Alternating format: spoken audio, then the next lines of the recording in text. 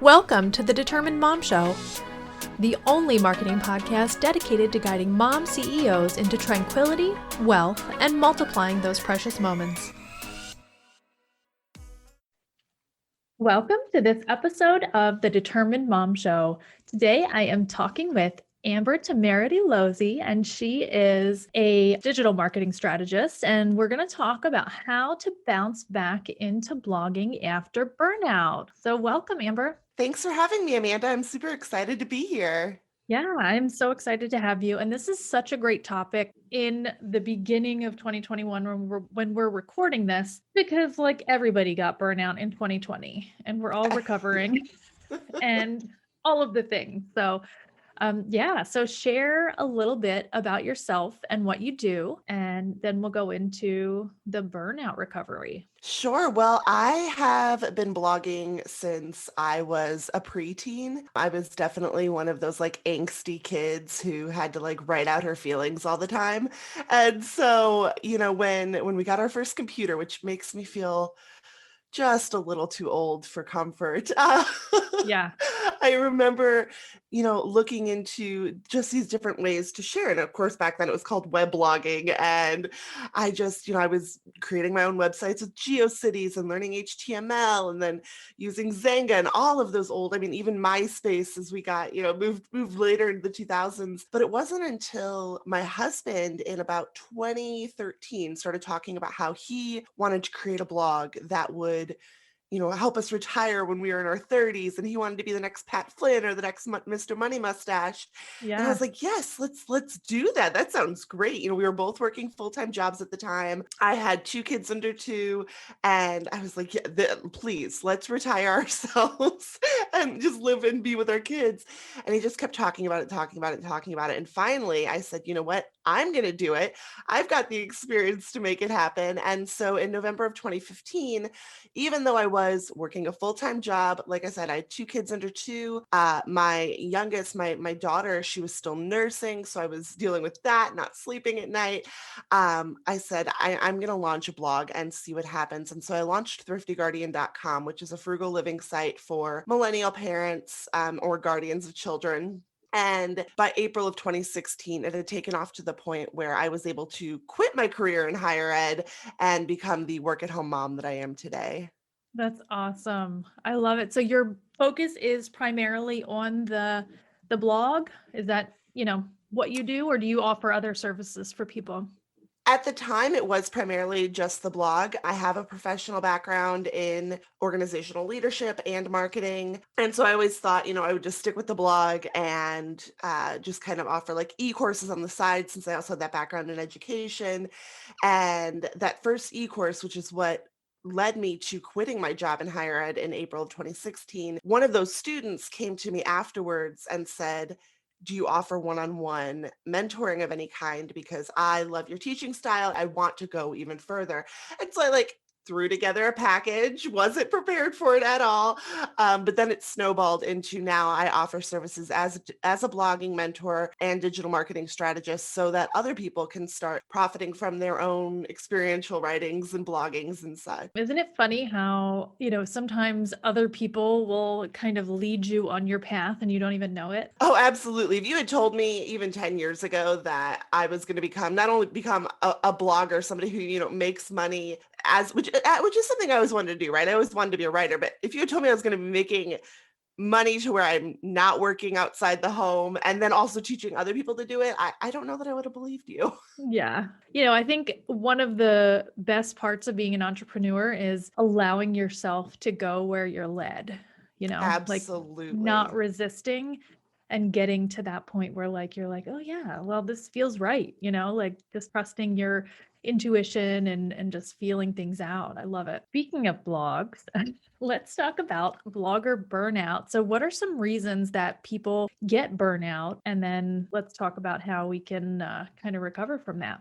Yeah, in my experience, I see a lot of people who jump into blogging thinking it's going to be an easy way to make money, right? Even, again, going back 10 years ago, it was It was a pretty simple, when you knew a few key aspects of it, when you knew about SEO and starting, if you got in on on social media, on Facebook, on Twitter, when it first really started kicking things off, blogging was a fairly simple way to start making money. And then again, if you kept going with it, you were going to see those profits keep rolling in. But now, if you go into blogging thinking it's easy money, or if you even go into blogging thinking this is a way, like, I'm going to make money from this is what's driving me, all of that, you're going to burn out because you're not going to see those profits, you know, even in those first 6 months. Because I always want to throw in that caveat when I tell people my story of I was successful incredibly early on. I feel like, because I had a professional background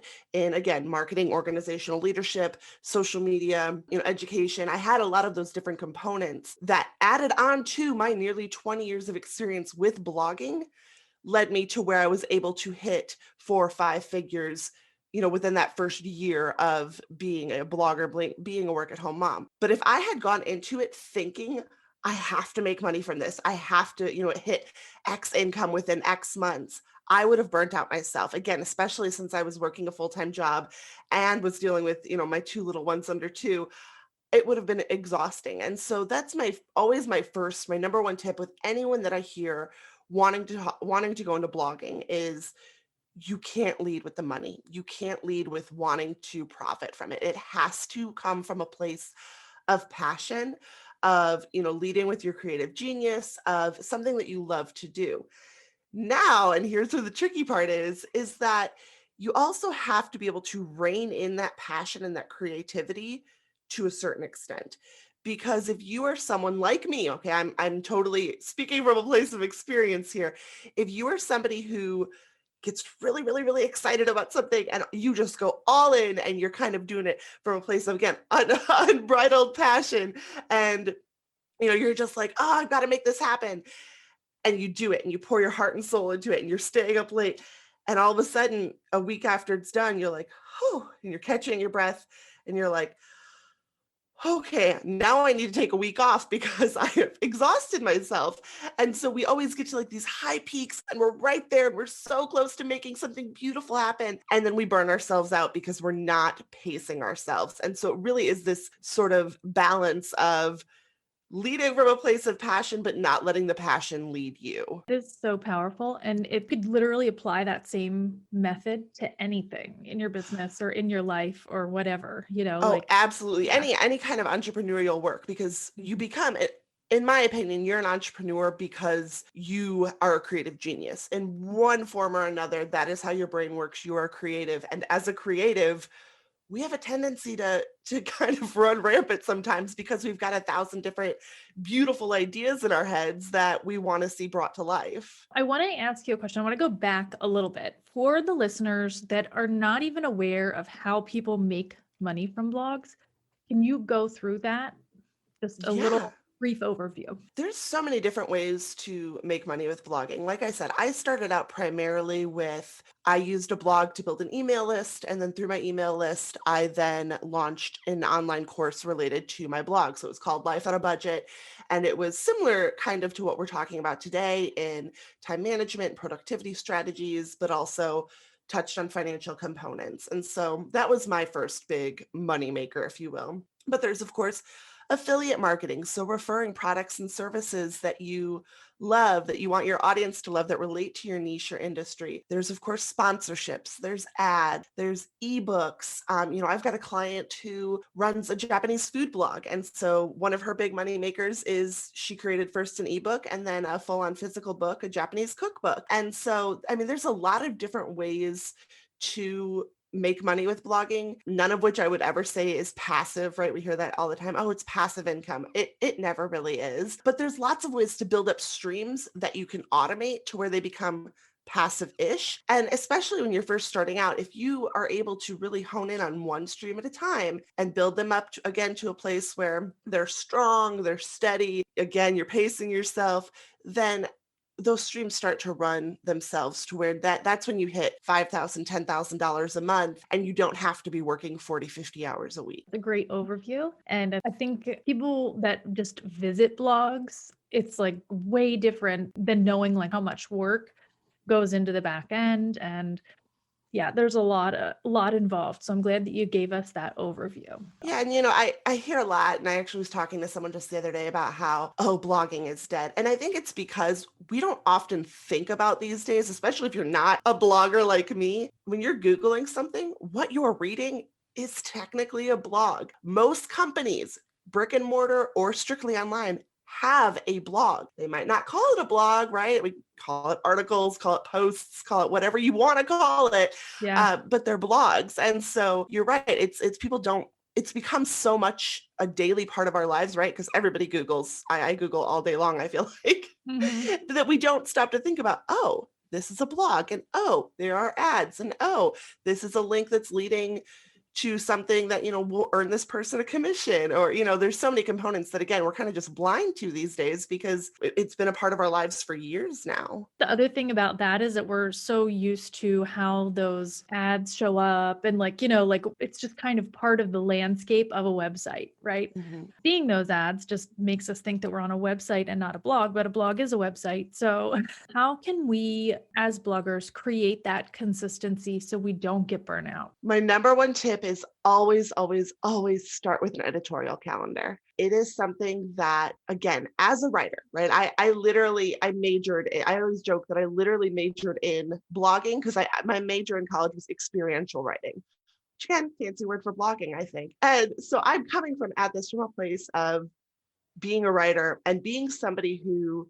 loves to just sit down and write. You've got to have that structure in place because, again, if you're somebody like me who just loves to sit down and write and you just love to let the creativity flow, that is great, right? That is a great place to start. But if you stop there, if you don't have structure in place, if you don't know what you're going to be writing a month from now, you're going to get stuck. And so you're going to end up coming to a place where all of a sudden you're sitting down and you're staring at that dreaded blinking cursor on a white screen, and you feel pressured, and your muse has turned her back and walked away from you. And you're like, what do I write about? What does my audience want from me? And so if you start from a place of an editorial calendar, not only can you kind of map out, okay, I know that in 2 months, I really want to push an affiliate for meal planning because it's back to school season, and that's something that my audience is going to really want.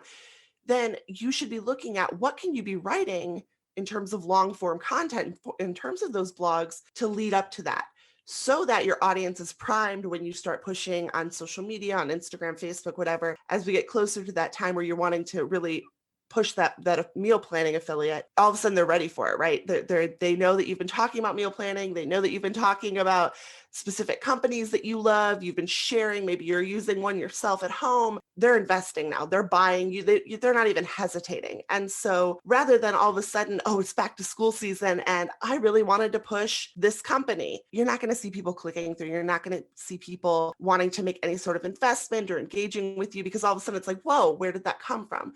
So the more that you can plan ahead, the better. I always say start with every quarter. Have an editorial calendar for the coming quarter. If you've got ideas for beyond that, awesome, write them down, but start with that quarter, try to get ahead there when you can, and then let it build out from there. I love that strategy. Something cool about it is that it can be, again, applied to other things as well, like social media or, podcasting or anything. Just using that content and planning your content around your content helps a lot. I always say that even if you are not, nobody can see my like little air quotes, but just a blogger, you should have a blog. Again, this goes back to all companies do. If you think of any sort of company right now, I guarantee you, if you go to their website, they've got articles, they've got blogs, they've got whatever they're calling it, because it's such an amazing tool, not only for supplemental marketing efforts, but to be able to then pull out pieces for what you're going to put on Facebook or what you want to put on Instagram. It makes the time that you are spending on content so much less involved, that then you don't risk bordering on burnout, that then you still maintain that excitement to keep moving forward without either going overboard or getting to a place where you've got writer's block and you're just stuck. Let's say I got burnout, right? And I have no ideas. Do you have any resources for us or anything that we can use to kind of like get our creative juices flowing again? Well, again, as somebody who has been there, done that a number of times, right? I'm looking at actually in 5 days from the time of this recording, I will have, given my notice to my 9 to 5 5 years ago. And so believe me when I say I have burned out myself, even, it happens to all of us. And so the first thing that I would say is give yourself grace, give yourself the love to say, you know what, it's okay. It happens to all of us. And then from there, personally, I have on amberlozzi.com, I have an editorial calendar template that people can utilize that comes with the training. It's like 20 minutes long. So it's not super intensive. It's not something that's going to take you hours and hours. It's a nice place to start fresh. And this goes for whether or not you feel like you're burning out or not. It's a nice place to kind of, again, take that step back, map out your content, and look at where you want to grow over the coming months. And then beyond that, again, personally, I also have Purpose Planning and Profits, which is a P3 power pack for busy entrepreneurs. And so that's a toolkit that is comprised of everything from focusing in on your why and mindset and ideal client work to content creation, setting up structures, implementing profitability systems, all of that good stuff, to then the bigger components of marketing on Facebook and Pinterest and the like. And so, those are all resources that whether you're, again, just air quotes, just a blogger Yeah. or any sort of entrepreneur, you could take advantage of. But again, it comes back to, regardless of whether you are investing your time, your money, whatever it is you're going to focus in on to get away from that burnout and start fresh, you've got to come from that place of grace and just recognize that it is okay to be tired. It is okay to feel like, to question yourself and to feel like, am I doing what I'm meant to be doing? Take that step back first before you dive into anybody's program, anybody's resources, and really sit down with yourself and give yourself that space to recharge as you need to. It's a really powerful mindset tip there. That's not a blogging tip, but that's a mindset tip. Do you have any other tips for us for recovering from burnout, or anything that you want to share regarding that? I would say if you are somebody who really struggles with structure, and what I'm about to say, a lot of people, I've had clients especially, that like shun away from this and like crinkle their nose and hate it. But if you are somebody who feels like you are allergic to structure, you need to structure your days. Like, if structure makes you want to break out in hives, that tells me all the more that you need to work on structuring. And you've got to be almost neurotic with it, in that you should be planning out every minute of your day for the next week. And again, I know so many people are going to hear that and go, oh no, I don't think so. Yeah. Especially if you've got kids, right? Again, I've got, my kids are now 6 and 7. I get it. It's not that easy, or at least it doesn't seem to be that easy. But when you have space in your calendar to where you are, okay, from, 8 to 9 in the morning, I'm going to go on a walk with my kids. And then from 9 to 10, I've got to record a podcast. And then from, you're able to see at a glance what your next step is. So you're not losing time in transitions, to where, again, even if you're spending 2 minutes every couple hours going, oh, what am I doing next? That adds up quick over the course of a week. But also, you're able to have that flexibility. Through structure comes flexibility and freedom. So if you know, okay, from 9 to 10, I've got to be recording something, or I've got to, I have an appointment that I cannot break, but from 10 to 11, I would like to go on a walk with my kids. Mhm. Then if that recording or whatever it may be runs over a little bit, you're not sitting there stressing going, oh my gosh, what was I going to do next? Is there an issue here?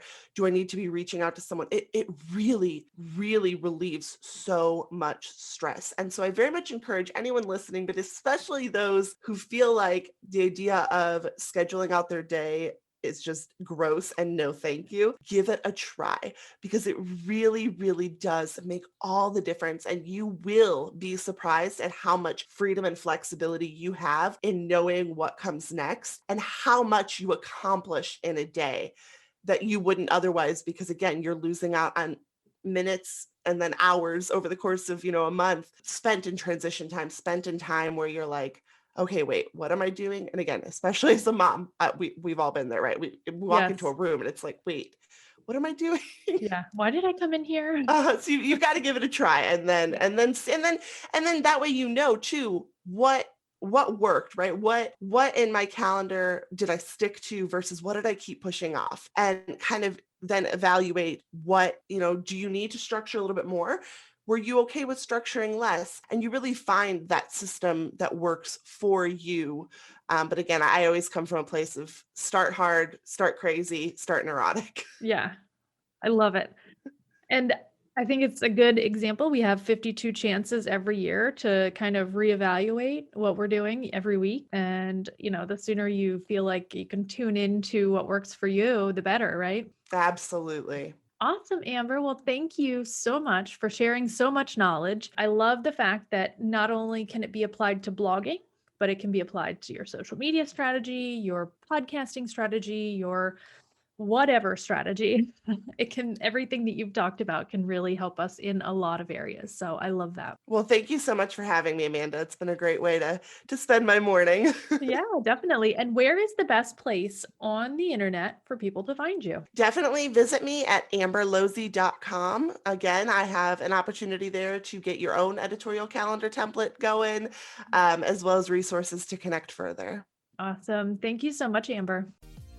This episode of the Determined Mom Show is brought to you by the Google My Business Optimization Workbook. In this workbook, you will learn how to optimize your own Google My Business listing to increase your calls, website visits, and your revenue. TDM Marketing has perfected the art of ranking small businesses on Google using only Google My Business listings over the past 4 years.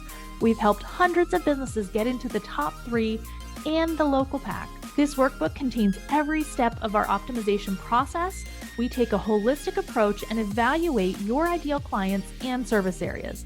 This workbook will walk you step by step through our exact optimization formula. This formula has helped hundreds of business owners to increase their revenue, brand awareness, and local and national service areas. Your ability to rank on Google is based on so many SEO factors on your website. With Google My Business Optimization and Management, you can take a much quicker route to get in front of your ideal, ready-to-buy customers without paying thousands for search engine optimization. You can grab your Google My Business Optimization Workbook at tdm-marketing.com.